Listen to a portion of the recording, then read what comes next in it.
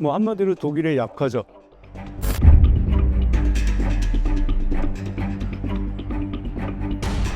독일을 약화시켜야지 유럽이 평화로울 수 있겠다라는.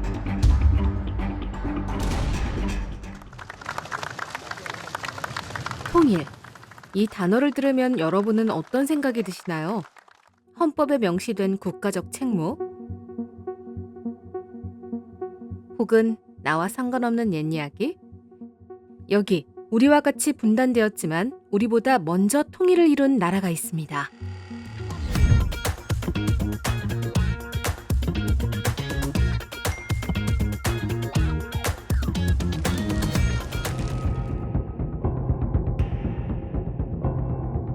독일을 이야기할 때 빼놓을 수 없는 주제가 바로 통일입니다. 누군가는 독일이 통일을 통해 세계적인 강대국으로 도약했다고 말합니다. 누군가는 통일 때문에 독일이 많은 부작용을 겪고 있다고도 하죠. 어느 쪽이든 분명한 건 통일은 독일 역사에서 빼놓을 수 없는 전환점이었다는 사실입니다. 대한민국과도 떼려야 뗄 수 없는 주제 통일.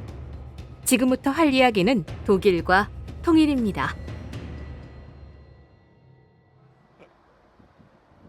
통일에 대한 이야기를 하려면 독일이 왜 갈라졌는지부터 짚어야겠죠. 답을 찾기 위해 인구 16만 명의 독일 소도시 포츠담으로 가보겠습니다.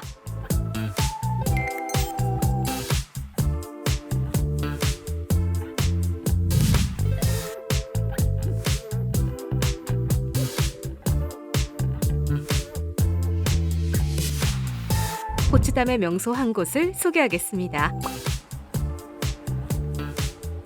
시민과 관광객이 자유로이 오가는 이 다리는 한때 전혀 다른 이름으로 불렸는데요. 이 다리는 동서 분단 시기 미국과 소련 간 포로로 잡힌 비밀 요원을 교환하는 스파이 다리였습니다.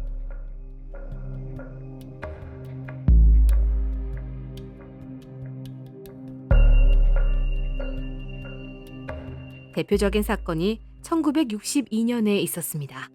미국은 소련 스파이 혐의로 유죄 판결을 받은 루돌프 아벨을 1960년 격추된 U2 정찰기 조종사 게리 파워스와 이 다리 위에서 맞교환했습니다. 평범해 보이는 다리 위에서 냉전의 가장 극적인 장면이 연출된 것입니다. 이제 분단과 냉전의 흔적이라곤 다리 위 사진으로 남아 겨우 확인할 수 있습니다. 그런데 근본적인 질문 하나를 던져보겠습니다. 독일 분단은 어떻게 시작된 것일까요? 조금만 더 걸어볼까요? 세계문화유산으로 지정된 이 고궁이 답을 알려줄 것입니다.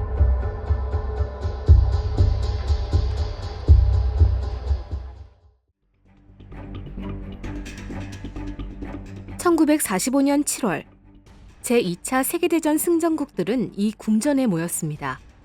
영국의 처칠 총리, 소련의 스탈린 서기장, 미국의 트루먼 대통령이 그 주인공이었습니다.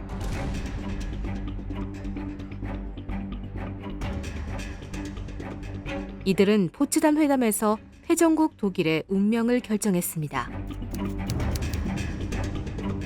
한마디로 요약하자면 독일의 영구적인 재기 불가였습니다.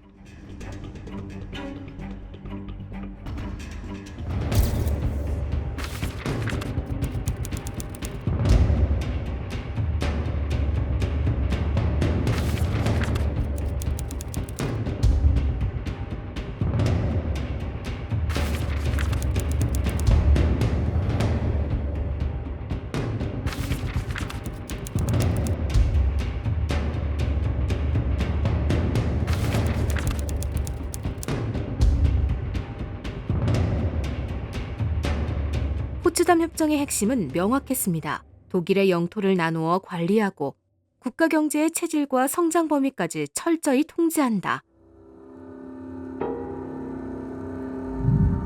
뭐 한마디로 독일에 약하죠.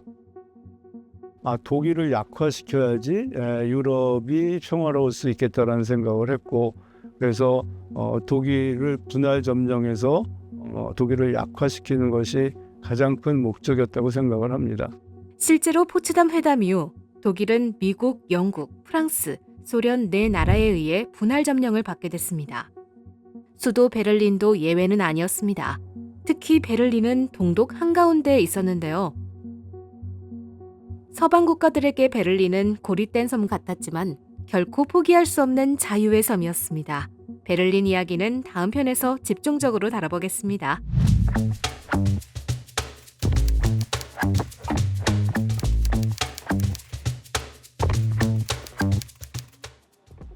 전후 질서를 협의했던 고궁이라기엔 지금 체칠리엔호프 궁전은 너무나 조용합니다. 같이 둘러보실까요?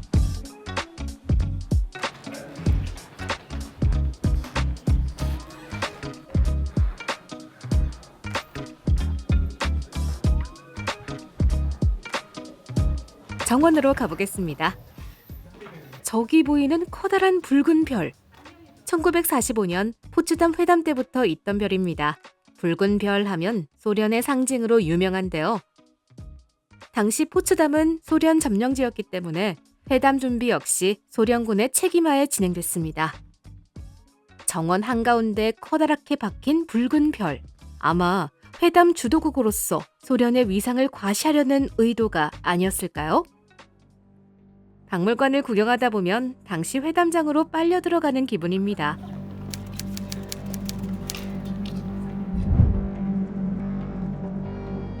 미국이랑 영국, 소련은 각기 생각하는 바는 좀 달랐던 것 같아요. 그래서 이제 미국은 2차 세계대전 이후에 유럽에서 평화와 안정을 되찾으면서 미국의 영향력을 강화하려는 것이었고, 반면에 소련은 이제 독일과고 직접 전쟁을 했고 그 피해도 있었기 때문에 패전 국가인 독일로부터 좀 더 많은 그런 배상 금액을 받아내려는데 주요 목적이 있었던 것 같고요.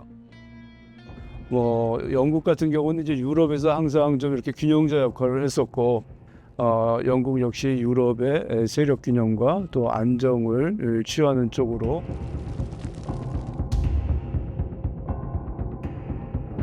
당시 최근접 거리에서 정상들을 목격한 기록을 살펴볼까요?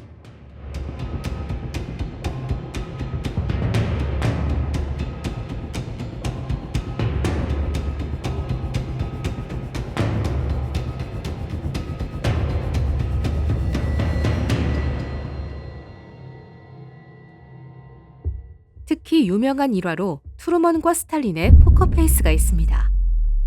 회담 하루 전날인 7월 16일, 트루먼은 극비리에 미국의 핵실험 성공 소식을 보고받습니다. 바로 세상을 뒤흔든 맨해튼 프로젝트였죠.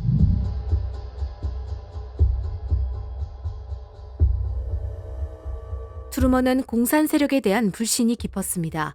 그래서 미국의 핵실험 성공 사실을 스탈린에게 알리기 꺼려했죠. 혹시 소련이 어떤 대응을 펼까 우려했기 때문입니다. 그런데 7월 24일 포츠담 본회의가 끝난 직후 트루먼은 통역사조차 대동하지 않은 채 혼자 스탈린에게 다가갔습니다. 그리고는 마치 대수롭지 않은 듯 툭 하고 말을 던졌죠. 우리가 특별한 파괴력을 지닌 새로운 무기를 갖게 됐습니다. 그런데 스탈린의 반응은 예상과 좀 달랐습니다. 호호, 반가운 소식이군요. 그렇게 대화는 싱겁게 끝나버렸습니다. 하지만 실상은 결코 싱겁지 않았는데요. 훗날 밝혀진 사실에 따르면 소련은 이미 첩포망을 통해 미국의 핵실험 성공 소식을 알고 있었던 겁니다. 결국 포츠담 회담은 겉으로는 전후 질서를 논의하는 평화로운 자리처럼 보였지만 속으로는 다가올 냉전을 예고하는 긴장감이 계속 흐르고 있던 셈이죠. 네, 포츠담 회담은 냉전의 서막이었다. 소련은 주로 이제 영토를 넓히면서 팽창하려는 그러한 그 경향이 있습니다. 미국은 이제 직접 유럽을 점령하거나 하지는 않지만 이 시장 경제라든지 자본주의 이러한 그 어떤 이념과 경제 체제, 미국의 영향력을 확대하고 또 소련의 그런 팽창을 막으려는 그런 전략, 그렇기 때문에 이제 미국하고 같은 그런 어떤 자유민주주의 체제를 공유하는 그런 지역으로 확고히 만들어야 되겠다는 생각이 강했기 때문에 서유럽에 대한 경제 지원을 본격적으로 시작했던 것이죠.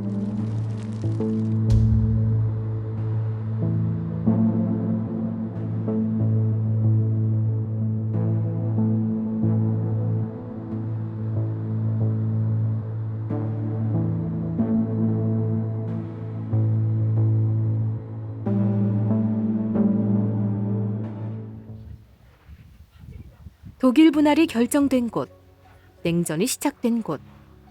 포츠담의 현재 모습은 어떨까요? 궁전 바로 맞은편부터 보겠습니다. 이 드넓은 호수는 반제 호수입니다.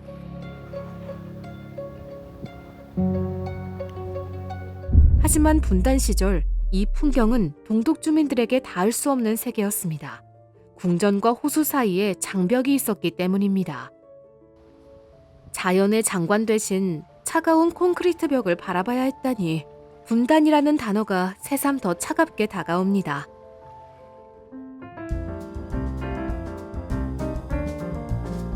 호수를 가로막던 장벽은 사라지고 긴장감이 감돌던 다리는 이제 시민들의 자유로운 통행로가 되었습니다. 포츠담은 세계문화유산 고궁이 많다고 했죠.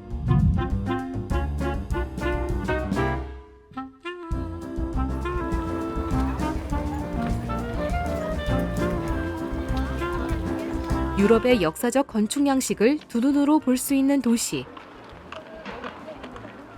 푸른 호수, 잔디밭, 시원한 바람을 만끽할 수 있는 도시. 그리고 독일의 재기 불가가 결정된 도시 포츠담. 그런데 궁금하지 않으세요? 독일은 현재 완벽히 재기를 했고 경제적으로나 정치적으로나 세계 최강국 중 하나입니다. 독일은 어떻게 다시 일어날 수 있었을까요? 답을 찾기 위해 먼저 방문해야 할 도시가 있습니다. 다음 편에서는 독일 분단의 상징 베를린으로 가보겠습니다.